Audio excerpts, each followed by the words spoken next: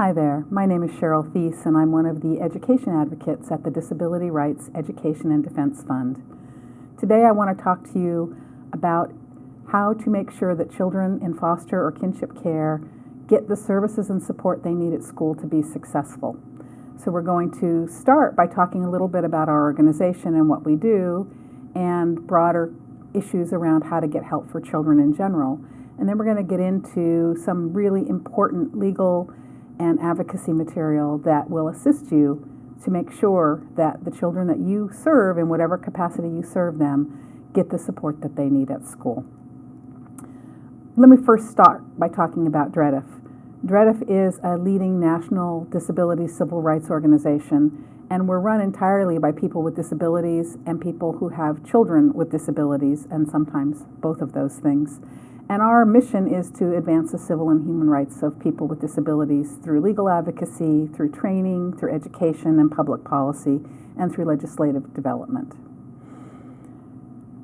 DREDF has within its umbrella of operations a Parent Training and Information Center. And the Parent Training and Information Center is part of a national movement of Parent Training and Information Centers. The acronym is PTI, so I'm going to use that term, PTI. What the PTIs do is they're funded by the U.S. Department of Education to make sure that parents and other stakeholders, and that can include social workers, community members, medical providers, or anybody else who has a stake in the interests of a child, has the information that they need to know how to participate effectively in the special education and disability-related legal systems. It's important because what we find is that people who know what the laws are and know what the child's rights are and what their rights are tend to end up with much better supports for those children in school. And while we could all agree it shouldn't be that way, let's face it, that's the way it is. If you know what your rights are and you know how to use them, the outcomes for children are better. So my primary objective today is to provide you with information so that you can make sure that any child who you are serving, caring for, or love gets what they need at school to be successful. I also want to point out to you that there is a PTI, again, a Parent Training and Information Center, in every state and territory in this country. So there is a link in the training itself that will show you how to find the Parent Training and Information Center in your area. That's the place to start if you have questions. We can't go into every single issue today that could possibly come up, but whenever you hit a wall or you need information or you need training, find your PTI. Okay, so let's get started. First, let's talk about what we're going to do in terms of today's training. I want to start by talking about what the barriers to educational success for children in kinship and foster care are and what some of the key factors for success are. There's been a lot of people working really hard on how to change the outcomes for some of these very vulnerable kids, and we have a lot of information. I want to share that with you. I want to talk a little bit about education rights because it's important to know who is the legal decision maker in these processes. I want to talk about just working with schools in general before we start getting into all the legalese and the laws. Just how do we work effectively with schools? How do you develop collaborative working relationships with schools, no matter what kind of school it is? Then I want to jump into the legal landscape and talk about what the laws are and how they can be used to support children. And then I want to talk about a very related but somewhat different topic, which is advocacy skills. You can know everything in the world about the law, but if you don't know really how to advocate effectively, how to get people to see your side of the story, how to help people rethink their positions effectively without alienating them, you're likely to end up stuck. And that's the outcome we don't want to see happen. I then want to talk a little bit about what to do when problems arise and what your options are, and then we'll wrap up and talk about some resources. All right, so each of these sections is designed to be about 15 minutes, and that will allow you to stop and start the training as you need to. And again, we may raise as many questions for you as we answer as we go through this, and that's really okay because now you know that you can call your PTI if you have questions. So let's start by talking about why children in foster care experience a disproportionate number of problems when it comes to education. And understanding where we're starting from, what the problems are, is really the first step to addressing them. So this information is really critical, and it's something you can share with the school as well. There are a large number of school personnel who won't know very much about how foster care works for children, and we want to make sure that not only are you educated, but you're empowered to educate the educators.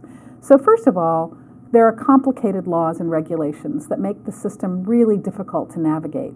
There's acronyms, there's a special language, and that can create barriers for parents and caregivers who are trying to advocate for a child. There's a lack of access to training or technical assistance, and so often people don't even know what their rights are.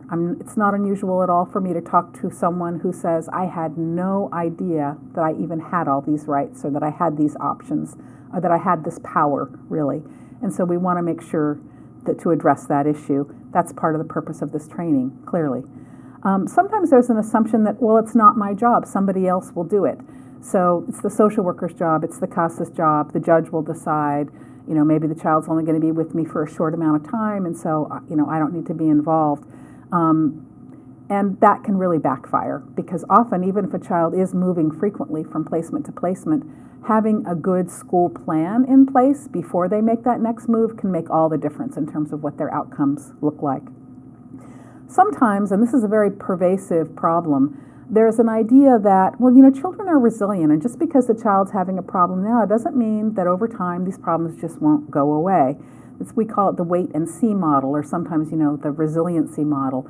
And those things are certainly true for many, many children, but we also are learning so much more about how trauma for children impacts their ability to learn, and how once a child starts to get behind at school, things can really snowball for them, and it's hard to make up that ground later. So that wait and see policy can really backfire when it comes to children in their education. Sometimes we deal with problems around stigma. I don't want my child identified as special ed. I don't want my child put in a segregated classroom setting. And that often revolves around a misunderstanding about what special education is, and I'm going to come back to that as we talk this through.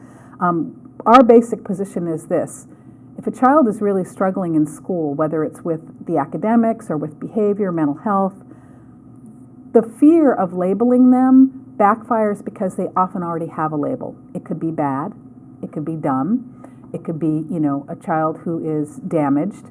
And so getting them the right label, a label that will bring them services, is what I mean by right, can be critical. So that's really our philosophy. If the label is going to help me, I'll take it. I'll get the services I need, and at the same time, I don't have to assume that that's the absolute truth or all there is to know about this child as well. And finally, and it's a really powerful barrier to overcome, is that children in foster care and kinship care often are experiencing multiple placements. They're moving a lot. They're very mobile. And so there's often not one person who's a consistent advocate and knows that child's educational history over time. And a lot of the programs and the laws that we're going to talk about today rely on the idea that there's a parent, and that parent has known that child through the pregnancy, through the birth, and through the child's educational history, and that's simply not true for many of our kids. And so we really want to make sure that in whatever capacity we're helping or serving a child, that we try to put the pieces together of what their educational journey has been like, what the barriers they've faced have been, so that we can really make sure that no matter what setting they're in, what school they're in, that information is following them around. All right. So I want to point out, too, that there's kind of a triple whammy that makes vulnerable children, puts them at so much greater of a risk of poor educational outcomes. And so let me just quickly recap what that is. Children who experience trauma, loss, and early adverse effects and events are at a greater risk of disability. That's simply a fact. Your body, your mental health, no matter what form that trauma, loss, or adversity took, has an impact on little children. We also know that children who are born with or have early onset of disability have a higher incidence of abuse and neglect and trauma for a lot of complicated reasons. For example, if a child has autism and isn't bonding and responding with the caregiver by making eye contact and so on, and you have a very vulnerable caregiver to begin with, things can go awry pretty quickly when you have a baby who's hard to soothe and a parent who's stressed beyond their limit. So there's the two elements are the child who experiences trauma early is at higher risk for disability, and children who are born with disabilities are at higher risk of abuse, neglect, and trauma. And then finally, we know that children with disabilities are less likely to find permanency through reunification or adoption or stability in kinship care if their needs aren't identified early and or if no early intervention services are provided. And so it's not unusual at all for us here in the DREDF PTI to get a call from a caregiver who says, this child, I don't know how to handle them. I don't know how to support them. They're acting out. I thought things were great through some honeymoon, and now that they've gotten more stable, they're acting out all kinds of difficulties, and I'm not sure I can do this. And often what we find is that that child has unmet disability-related needs, and when a parent's being called constantly, or a caregiver, come pick the child up at school, we're suspending your child, your child's not learning, you need to spend more time on homework and so on, it creates a lot of stressors that should be being addressed at the school level that end up being addressed at the home level and that can put the placement itself at risk. So that's what we mean when we talk about a triple whammy. We also, just briefly, want to talk about the impact of trauma on anyone's ability to learn. And this is true. We all know this intuitively. We all know that there are times in our lives when we're very stressed, we've gone through really difficult or traumatic events, and that functioning and coping is much harder during those periods. But here's what we know from all of the pretty exciting research that's going on around trauma. We know that childhood trauma can reduce concentration, memory, language abilities, all things children need to function well at school. We know that for some children, these kinds of difficulties can lead to inappropriate behavior and learning problems in the classroom and in the home and in the community. We know that for some other children, the way the trauma shows up is in the form of things like excessive perfectionism, wanting everything to be just exactly right, depression, anxiety, self-destructive, or even suicidal behavior. So these make it very hard to be paying attention and focusing in a classroom environment when you're dealing with all of this. And we also know that children, when they first get to a safe place, will often hold it together initially, and only as they start to feel more safe and secure do they begin to show these challenges and act them out, and that can be really difficult for caregivers to understand and work with. Okay, so now that I've gone over all these difficulties, what does make a difference? What makes things better for children? First of all, early intervention. It's the name of the game. Early, appropriate educational support as early as within a few months of birth, including the development of an effective support plan, such as an IEP or 504 plan. I'm going to talk about the lingo there in a minute. These can make a world of difference. Children who get early intervention services do far better than children who do not. And that's why early intervention, early identification is so critical, and that's why that wait and see model can backfire so terribly. For example, when it comes to language acquisition, if a child's struggling with communication early on, we know that if they get support early during what we think of as a critical period for language acquisition, it's much easier for that child to access and use communication skills. Quality research-based mental health interventions make a world of difference, but it really matters that they get integrated across, not just at school or at home in these silos where each group is doing different things, but together across all settings so that the same behavior supports, the same emotional supports, the same understanding is shared among all parts of the child's life and everyone who's working with that child. We know for sure, and the part of the reason we're producing this video, is that support and training for caregivers and for other stakeholders, professionals who are working with the child, is absolutely critical. If you don't know what help is out there and you don't understand why a child is having the difficulties that they're having, it's very hard to know what to do. We know that collaboration between caregivers, educators, child welfare, and community support organizations is the name of the game. It's probably the hardest thing to do. So what happens in court doesn't get shared with school. What happens in school doesn't always get back to the court or to the worker, and so on. And we all have to do a better job of sharing that information in appropriate ways.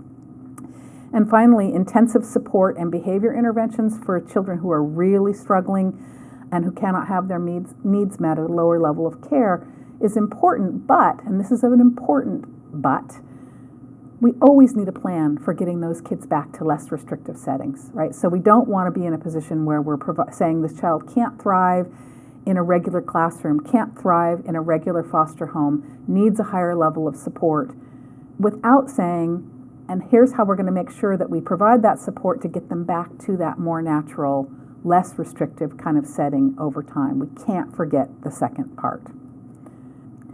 Okay, so before we go into some of the nuts and bolts of all these laws and these advocacy tips that I want to give you, let's clarify an important issue. Who is the decision maker here? Who gets to sign off on these plans or ask that a child be evaluated and so on? There's a lot of confusion about this, so let me very briefly go over what the rules are. First of all, a child's biological parents always hold education rights. That's the term for these rights to make school decisions, education rights. And the only time that they don't is when the court has formally removed those rights through specific documentation that a school can be shown and given them to someone else. And there are only some people who can hold education rights. For example, a social worker can't hold education rights. It's considered a conflict of interest. Similarly, a probation officer can't hold education rights. The group home where a child might be placed can't hold education rights. So it needs to be someone who can act as the quote-unquote parent. It's very important to establish who that is. So whether you are a professional or a caregiver, one of the first questions you should be asking when you have a new child that you are serving in whatever capacity you're serving them is, who holds education rights? Do the biological parents still hold them? So if the biological parents are not willing to act around school matters or are not able to, then we need to get somebody else appointed to do it, and that can be temporary and that can be permanent. And really that's a decision that the social worker generally makes in collaboration with the courts in terms of whether there's a need for that. I just want to say, we often see biological parents who are working hard to reunify with their children cut out of these processes, and we don't want to see that happen. It's very important to think about creatively ways to include them. So even for parents, for example, who are incarcerated, sometimes we can set up a video feed so that they can participate in critical school meetings. We can ask them to write letters about their concerns and to share their input. And again, their voice is really critical here. No matter what the long-term plan is for the child, they often have information both about family history and that child's early development that can be critical to these processes. So we want to make sure that we're not just assuming that because they're not actively in the picture at this moment that they can't be involved. We also know that if there is no one who's stepping up to assume that role, that the school district has to appoint what's called a surrogate parent for a child who might need special education services. And generally, here in California, for example, we fought hard to make sure that those people who are appointed to serve in that role actually know the child and know some history, because it becomes, frankly, rather ridiculous to have somebody who knows nothing about the child just stepping in to serve in the role of that person's educational decision maker if they don't know anything about that child. And moreover, because the school district is appointing them, no matter how well intentioned, there's sort of a built-in conflict of interest there too, because sometimes parents and school districts are in disagreement. So what happens when the person who's supposed to be acting as the parent was brought in by the school district? So in general, we want someone who has an investment in that child, knows that child, and is actively working with that child in some way. It's also important to think whether you are the right person to be the educational decision maker. And what do I mean by that?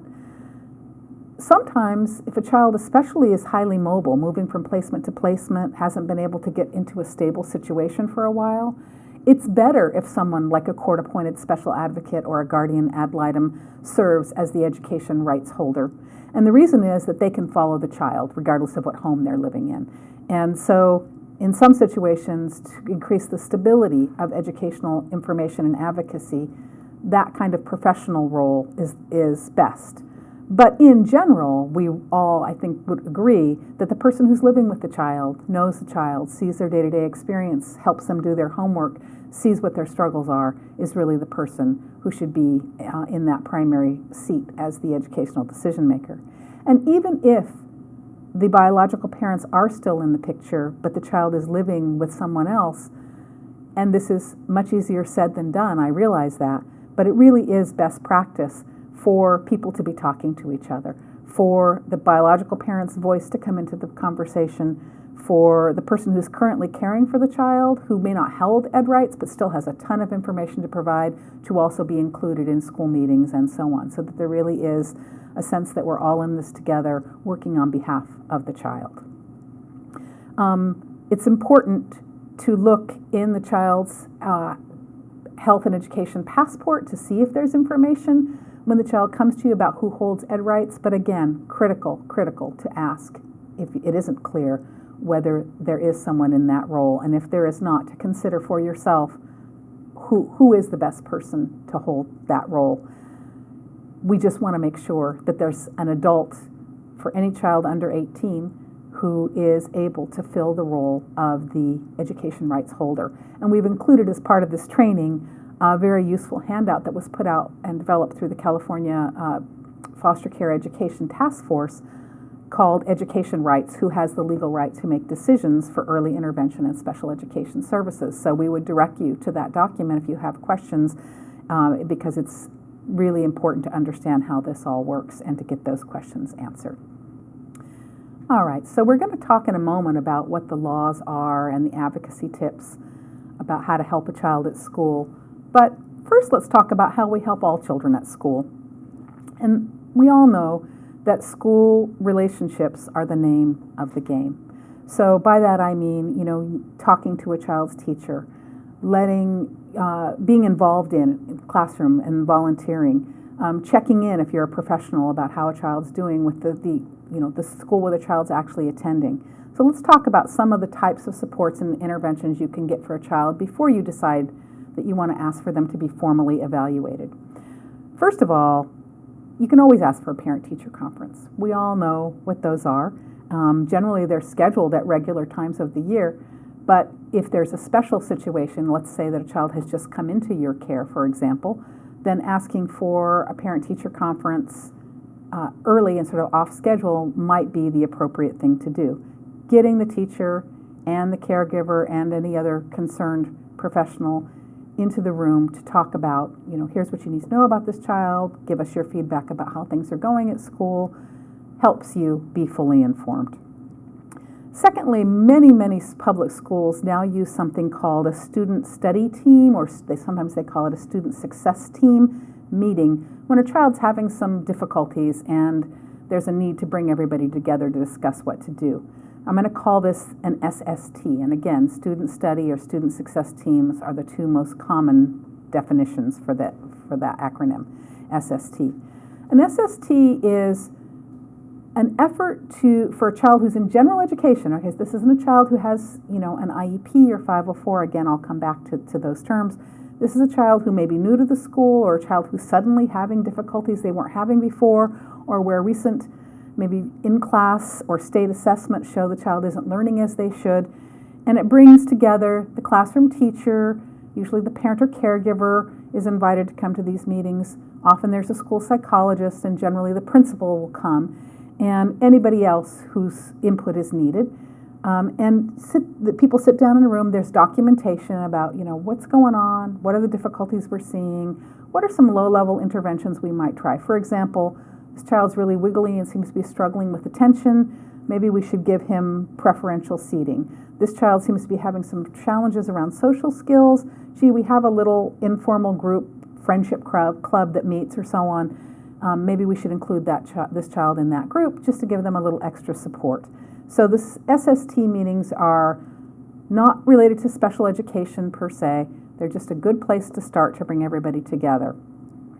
However, sometimes schools use them as a requirement before they will make a referral for the higher level services I'm going to talk about. So I just want to clarify, a student study team or student success team can come together and decide, you know what, we met a few months ago and came up with some ideas to support this child, and the problems aren't going away, the challenges are still there.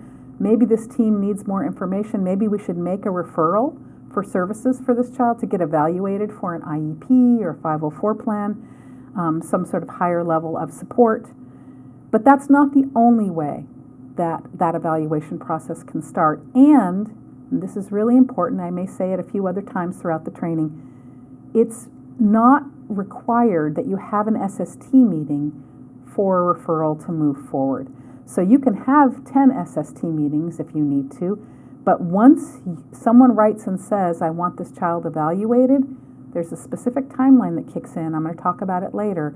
And so the SST meeting can help along the way while you're waiting for evaluation to complete, but it isn't allowed to stop some of the legal timelines I'm going to talk about in a minute.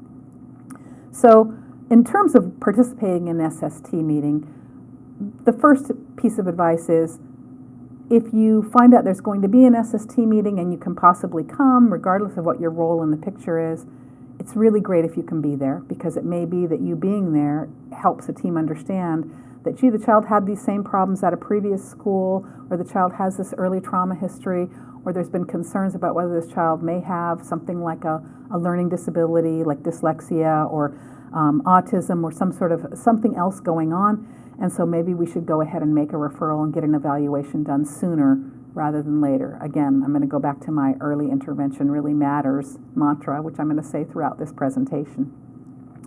And secondly, make sure that any SST meeting that happens, that you get the paperwork that goes with it. There will be, generally some sort of form that schools use to capture this SST meeting, and those things will include what the child's challenges are, what the teacher had to say, what the parent or caregiver had to say, what other people had to say, what the plan is, what's going to be tried, and very, very importantly, how much time should go by before the team meets again to see if these things are working. So it shouldn't be a one-time deal. If we have an SST meeting and we come up with a plan for a child, it's kind of an informal plan, there should be, maybe a couple of months max before that team comes back together to see, is this working, or do we need to do something else? Again, let me just emphasize, this SST process or meeting can't hold up evaluation for special education services or for other kinds of supports I'm going to talk about, unless the education rights holder or the parent formally agrees to a delay. So it's really important not to sign away important rights. If the school is saying, we might evaluate, I know you wanted us to evaluate this child to see if they needed special education support, for example, but why don't we try these things first? Unless you sign that you agree with that, there's a legal timeline already at play the minute you asked for those services to that evaluation to start. So it's really critical to not sign away those rights unless it makes sense to you that that's a reasonable thing to do. So you don't have to agree to any delays, but if you think it's a good idea, you have the right to do that. All right, so now let's talk about the law. And when we talk about the law, we're often talking about acronyms. And I want to make sure that you know that at the end of the training, there will be a list of some of the most common acronyms used in special education and disability law, and we'll provide those to you. It's really powerful to know the language of the law, because it alerts whoever's reading your letter or whoever you're talking to the fact that you know what those laws are. And so it's worth it to learn some of this key vocabulary just so that you can be taken more seriously, and that is the reality. So let me start by saying this. There are many laws and policies that protect and support children with disabilities in school settings. You don't have to know them all. And the goal of our training today is not for you to become a mini lawyer or to have all this technical information at your fingertips and there's no quiz associated with the training. But we do need to know where to go for help.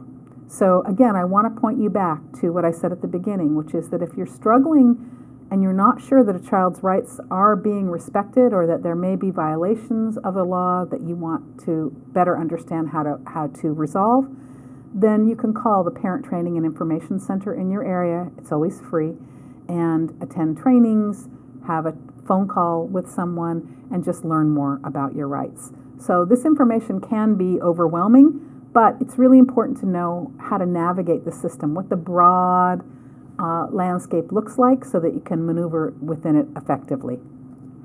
So let me just start by talking about 3 laws I'm going to go into in a little bit of detail. And those 3 laws are, and again, here comes the vocabulary. The first one is called FERPA. It's the Family Education Rights Privacy Act, FERPA. It protects the privacy of student records. It applies to all schools that receive funds under or through the U.S. Department of Education, so federal funds. So even if it's a private school, if, for example, they participate in the free lunch program or they have some federal grant, they will be covered under this law. It gives parents and education rights holders certain fundamental rights and options in terms of their child's privacy. And then once that child turns 18, then the young person holds their own education rights. And I'm going to talk more about FERPA in a moment.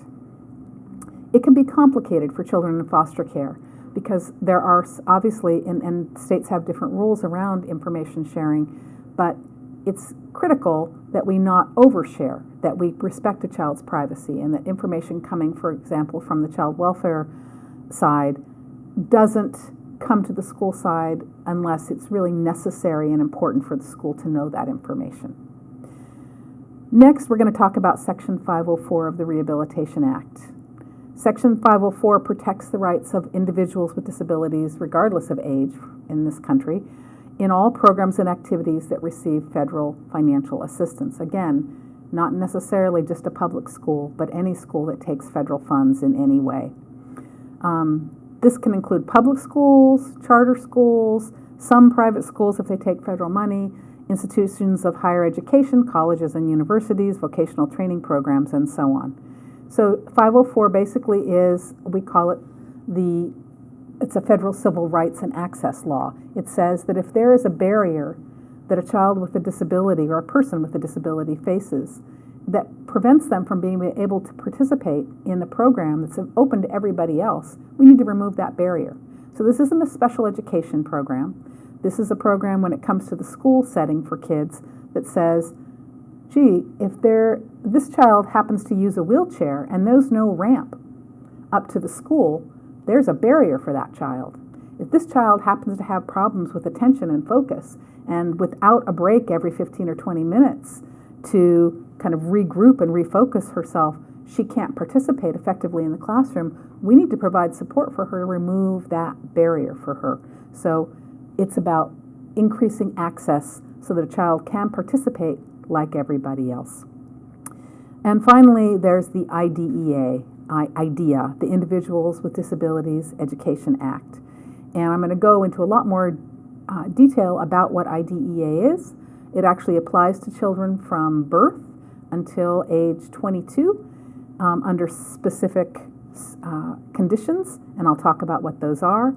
People often don't realize that children who are getting early intervention services in their state, here in California, we call it the regional centers who serve these children, are still part of the special education system. So from 0 to 3, we're talking about early intervention, and on a child's 3rd birthday, we're talking about the school district taking responsibility, but they're both being covered under the same law, the IDEA. So let's start at the beginning. Let's talk about privacy. Let me start by saying, and I didn't say this at the beginning, but I will share it now, I have 5 children, and 2 of them are adopted out of foster care. And they are children who are related to me biologically, so I was initially a kin caregiver. It's really important to understand that a child has a right to privacy, and so do their biological parents.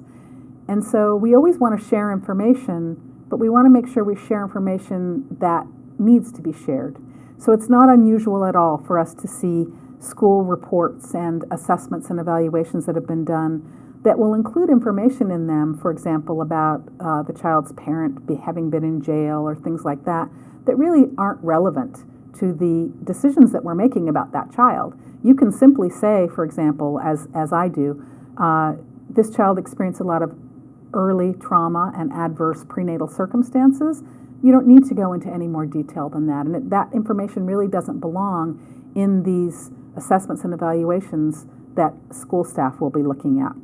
So it's always important to ask who needs to know this, and also to make sure, especially if you're the caregiver, what information is appropriate to share and what isn't. And that's a question you always want to go back to your child welfare worker about. No matter what state you're in, you want to make sure that you're clear about what information you can share and what information you really should not share. The key elements of FERPA, again, Family Education Rights Privacy Act, is that, first of all, the education rights holder is entitled to the student's education records when they write and ask for them. Here in California, they actually have to be produced by the school within 5 business days. But every state has different rules about that. It's never more than 30. So for a maximum of 30. So one of the most important things you can do when a child first comes into care is to request any and all records from the last school they attended, even if that was a public preschool, for example. It can give you critical information, and again, it will be the report cards and the state testing, and again, we talked about these SST meetings or parent-teacher conferences and all that kind of documentations, disciplinary referrals, what kind of services the child might have been getting at their last school. So it's always a good idea to write and ask for the child's records to be sent from their last school. It's also important because it is our experience that very often the current school where you go and enroll a child who first comes into foster care or who's just come into your care can take days, weeks, months, or may never get the records from the previous school. And of course, the problem there is then a family may come and say, I want this child to be evaluated. I think there's something going on. And the school will often say, well, they're brand new to the school and they just came to live with you, and there's no reason really to, let's give it some, again, the wait and see problem, without knowing that at their last school, they were in the middle of an assessment. Or that 2 schools ago, there was an IEP and it somehow fell, a legal document that provided services, and it just fell out somewhere in the transition between various schools.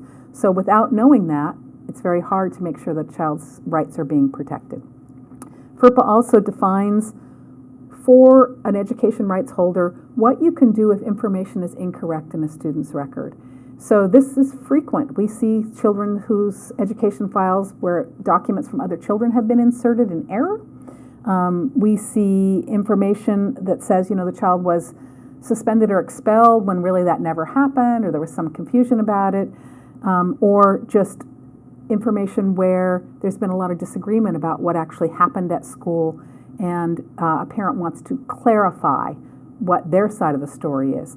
So FERPA allows you to do that. It says, if the school is disciplining your child and you believe that they have it wrong, it tells you how you can challenge that, what you can do to ask for an investigation from higher up people at the school.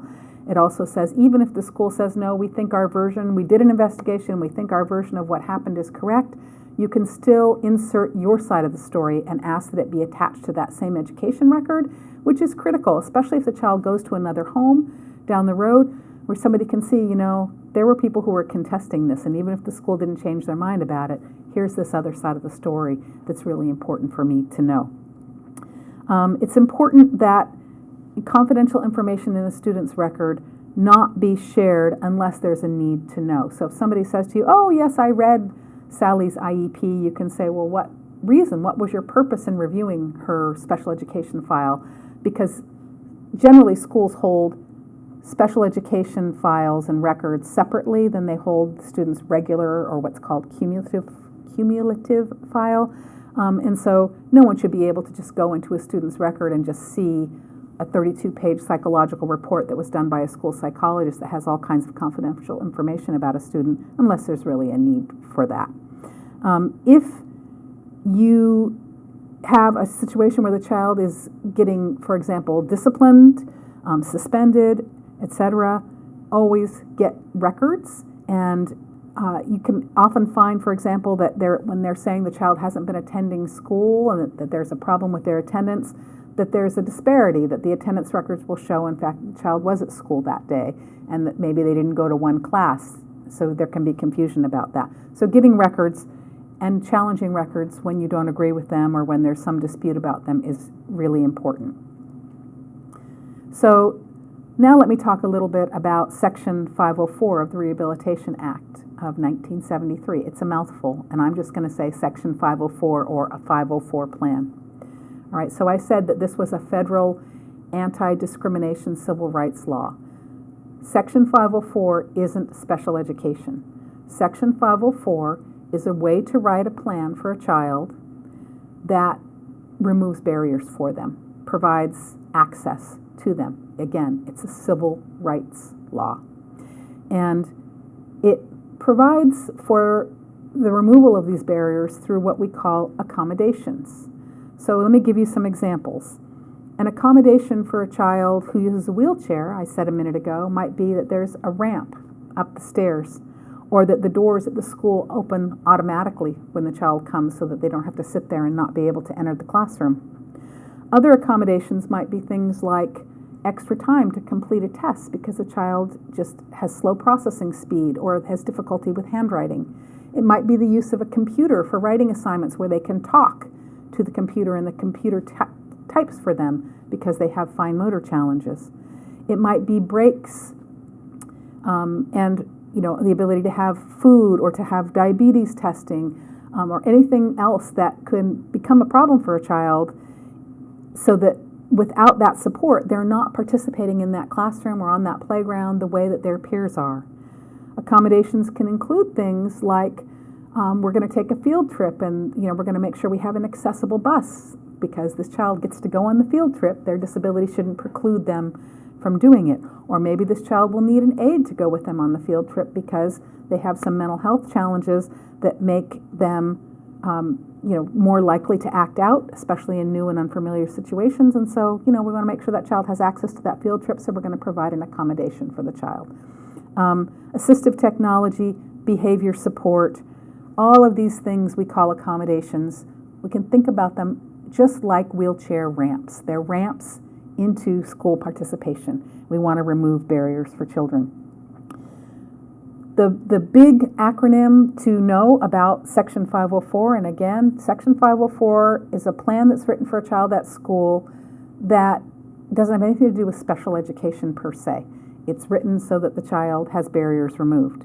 But they are entitled, under the law, to a free and appropriate public education. So this word FAPE, F-A-P-E, is a really important word. And what it means is that they are entitled to have the playing field leveled for them. So free, that means the parent doesn't have to pay for after-school tutoring because the child can't finish their tests and needs some extra support to get faster. It means basically if they need time and a half to finish their test or double time to finish their test, the school should provide that. It also means that we're going to accommodate the students' needs as adequately as the needs of students who don't have a disability. So that's a little bit of legal mumbo-jumbo, I understand it, but when we say an accommodation, what we're saying is, what can we do, whether it's the teacher, for example, a child who really struggles to process information that comes in through their ear, auditory information, that child may be a really great visual learner. So maybe an accommodation is that when the teacher's lecturing, he also passes out visual aids or flow charts or diagrams or ways that help the child understand that information visually, because that's the child's preferred mode.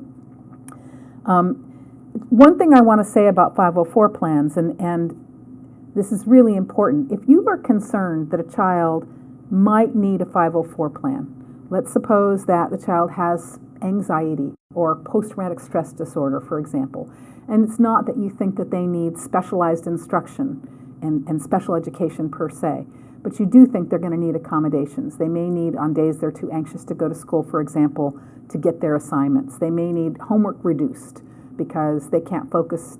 This is an issue for a lot of kids who take medication. Their medication wears off in the evening and they really lose their ability to focus at that point. So maybe we want to reduce the homework, not so that it changes the content. Maybe they're still doing math problems on long division, for example, but maybe they're doing half as many problems just because we recognize that there's a barrier for them at that time of night.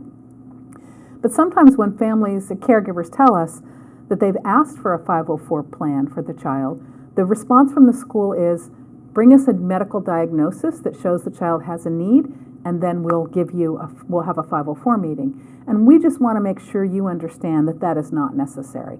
If you think there's concerns, whether the child's been formally diagnosed or not, you have the right to say, I want my child to be evaluated to see if they're eligible, and then the school district has to do that evaluation. They can't require you to go out and wait months on a waiting list to get a diagnosis of PTSD or ADHD or anxiety or diabetes or whatever the situation is.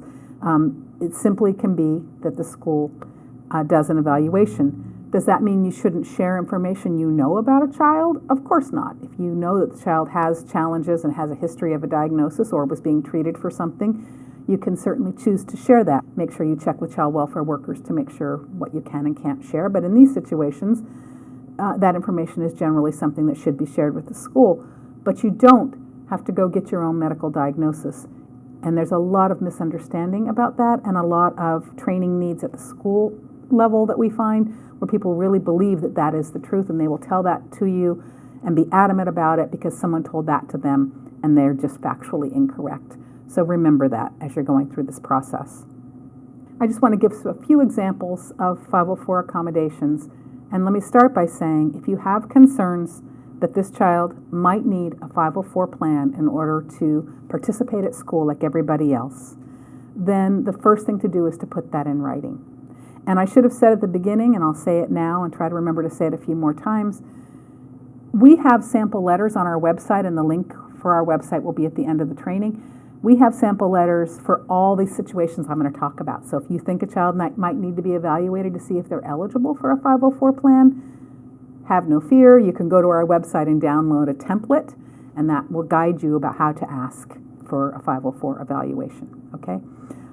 There are also timelines with 504. Usually, not always, but usually schools will use the same timelines they use for an IEP, so I'm going to go into those later, for 504, but it's important to know that the rights aren't as spelled out with 504. So because 504 applies to everybody in this country who may have a disability or what's called an impairment, there's not strict timelines that the school has to follow, but in general, you start the process off by requesting a 504 evaluation for your child, bring the team together, and then talk about what those timelines are going to be.